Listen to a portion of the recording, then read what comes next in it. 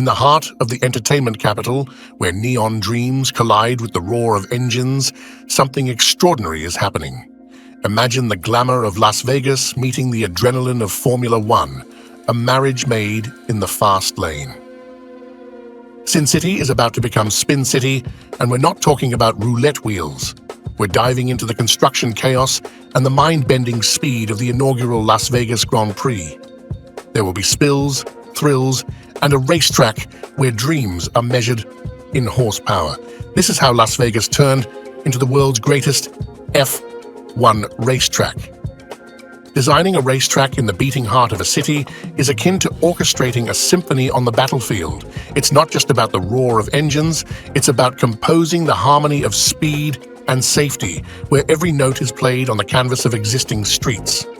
Picture this. It's like trying to bake a souffle in the middle of a war zone. Now, that might sound like a stretch, but so is fitting a racetrack seamlessly into the bustling streets of Las Vegas. In Monaco, they've turned this art of city track design into a ballet. Every year, the streets transform into a canvas for high-speed performances. But in Las Vegas, it's not just a ballet, it's an entire ball game. The streets here aren't just thoroughfares, they're the lifeblood of a city that never sleeps, pulsating with energy, vibrancy, and the occasional Elvis impersonator. Now let's talk about the delicate dance required. It's not merely a matter of sketching out some curves, it's a tango with the iconic strip, a dance with the very essence of Las Vegas.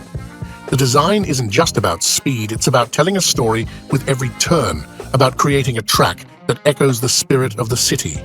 And in this dance of speed and safety, there's no room for a misstep.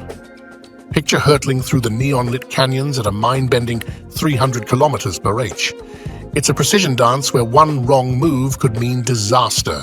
So, when the maestros of racetrack design set their eyes on Vegas, they weren't just designing a track, they were choreographing a spectacle, a performance that would blend seamlessly into the vibrant, ever-beating heart of Sin City. Now buckle up for a ride through the archives because, believe it or not, Las Vegas has a history with Formula One, and it's not a tale for the faint-hearted.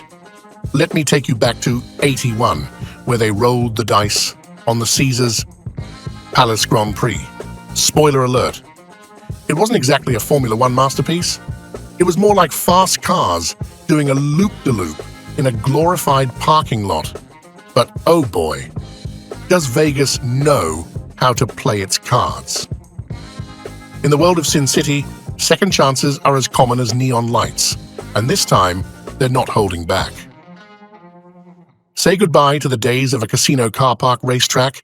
We're talking about a 17-corner circuit that's as wild as a Vegas night out. Imagine this track as the offspring of a wild night where 31 different designs decided to do the cha-cha. It's not just a race, it's a grand performance, a showcase of Vegas at its absolute best. Picture this, a racetrack that's not just asphalt and turns, it's a highlight reel of the city's glitz and glamour. From the iconic strip, where the lights are brighter than any jackpot, to the futuristic MSG sphere, it's a tour de force of Vegas's most iconic landmarks.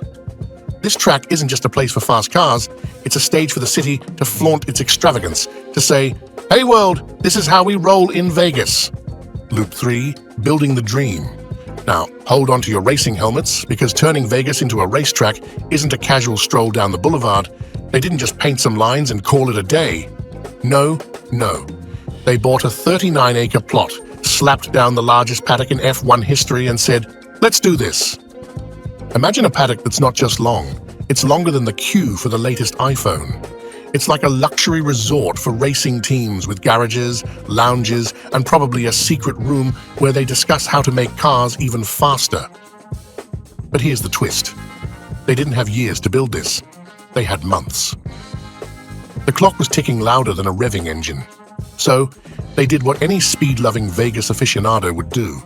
They split the construction into two, racing towards the middle like a pair of synchronized Formula One cars.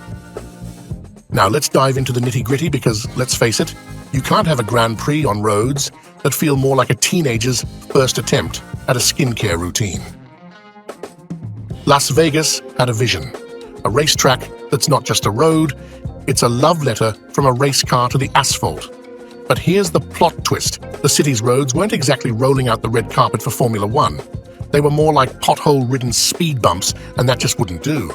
So, what do you do when your roads are stuck in the slow lane and you've got dreams of Formula One whizzing by at 300 kilometers per h?